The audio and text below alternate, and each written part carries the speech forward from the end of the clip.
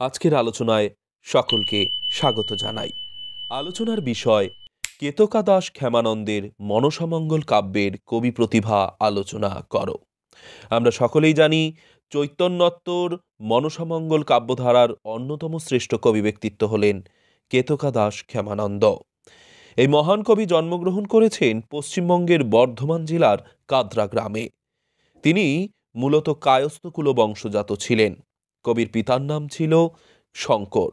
কবি এই মনসামঙ্গল কাব্য রচনা করেছেন মূলত সপ্তদশ শতাব্দীতে। কবি ক্ষেমানন্দ নিজেকে মনসা অর্থাৎ কেতকার দাস বলে অভিহিত করতেন।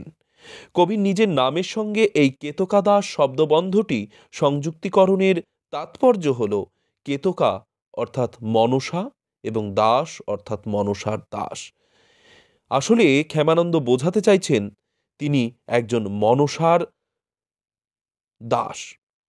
মধ্যযুগীয় বহু কবি ক্ষেমানন্দের ন্যায় এরূপ তাদের নিজস্ব আরাধ্যা দেবীর দাস রূপে নিজেকে পরিচিতি দিতেন।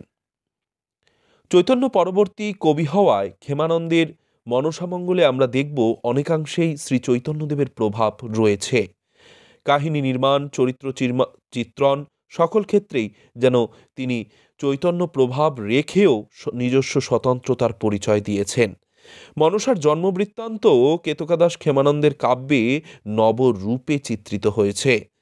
তবে ক্ষেমানন্দ যে মনসাকে নির্মাণ করেছেন, অঙ্কন করেছেন, তার অঙ্কিত মনসা অনেকটা বেশি হিংস্র রূপে গড়ে উঠেছে।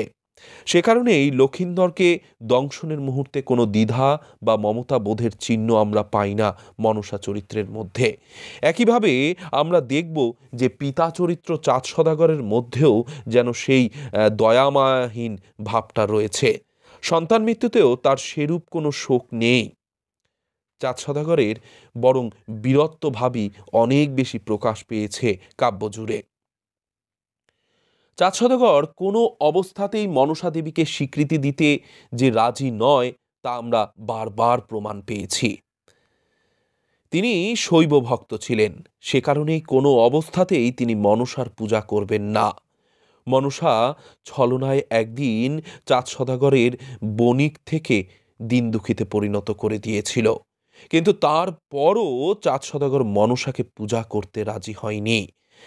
চাঁদ সদাগরকে বিধান দিয়েছিল যে যদি মনসার পূজা করে তবে সমস্ত কিছু আবার ফিরে পাবে, কিন্তু তারপরেও নিজস্ব ব্যক্তিত্ব, নিজস্ব পুরুষত্ব তিনি বিসর্জন দিতে রাজি হননি।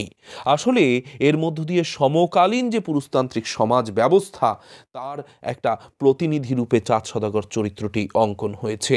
অপরদিকে নারীর যে অবমাননা, অবহেলা তার দৃষ্টান্ত স্বরূপ আমরা মনসা চরিত্রটাকেও ভাবতে পারি।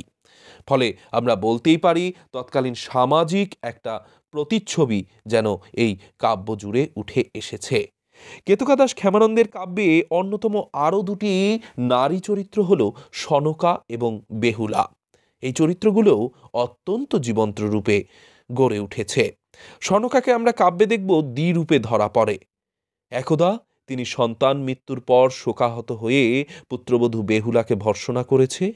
আবার একই সঙ্গে আমরা পরবর্তীতে দেখব লক্ষিন্দরকে নিয়ে বেহুলা যখন স্বর্গোদ্দেশ্যে যাত্রা করেছে তার প্রাণ ফিরিয়ে আনার জন্য, তখন তিনি যেন জননী সুলভ আচরণ করেছেন। মৃত লক্ষিন্দরকে নিয়ে ডোমনিবেশে যখন বেহুলা শাশুড়ির নিকট এসে উপস্থিত হয়েছেন তখন সনকার মাতৃসম মনোব্যথা প্রকাশ পেয়েছে। অধিকাংশ মনসামঙ্গল কাব্যের ন্যায় কেতকা দাস ক্ষেমানন্দের মনসামঙ্গল কাব্যেও আমরা দেখব সনকার ন্যায় বেহুলা চরিত্রটিও অত্যন্ত জীবন্ত, পাশাপাশি চরিত্রটি অত্যন্ত বেশি পতিব্রতা।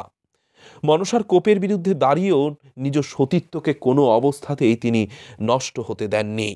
তার ধৈর্য, তার অধ্যাবসা, তার সংযমতা তাকে অত্যন্তভাবে সতীত্বপূর্ণ করে রেখেছে। চরিত্র চিত্রণ, কাহিনী বিন্যাস, কল্পনার অভিনবত্ব, ছন্দ অলঙ্কার প্রয়োগ ইত্যাদি ক্ষেত্রে আমরা দেখব ক্ষেমানন্দ যেন প্রথম শ্রেণীর কবি প্রতিভার পরিচয় দিয়েছেন। তবে কিছু কিছু সমালোচক মনে করে থাকেন ক্ষেমানন্দ কাহিনী বিন্যাসের ক্ষেত্রে স্বতন্ত্রতার পরিচয় দিলেও তার প্রয়োগের ক্ষেত্রে অনেকটাই নাকি খামতি থেকে গিয়েছে। তবে আমরা এ কথাকে উপেক্ষা করে আমরা তার স্বতন্ত্র প্রতিভা, তার উপস্থাপন ভঙ্গিমা, তার কাহিনীর স্বতন্ত্রতা, এই দিকগুলো বিচার করে আমরা বলতেই পারি যে সপ্তদশ শতাব্দীর মনসামঙ্গল কাব্যধারার অন্যতম একজন কবি ব্যক্তিত্ব এই কেতকা দাস ক্ষেমানন্দ। তিনি কেবলমাত্র কাব্যকেই সাজুজ্য রূপে গড়ে তোলেননি, পাশাপাশি সমকালীন সমাজ, রীতি নীতি, ভৌগোলিক সংস্থান সমস্ত কিছুকেই এক বিশ্বস্ত বর্ণনার মধ্য দিয়ে ফুটিয়ে তুলেছেন কাব্য মধ্যে। আলোচনা এই পর্যন্তই। ভালো লাগলে অবশ্যই লাইক, কমেন্ট অ্যান্ড শেয়ার করতে ভুলবেন না।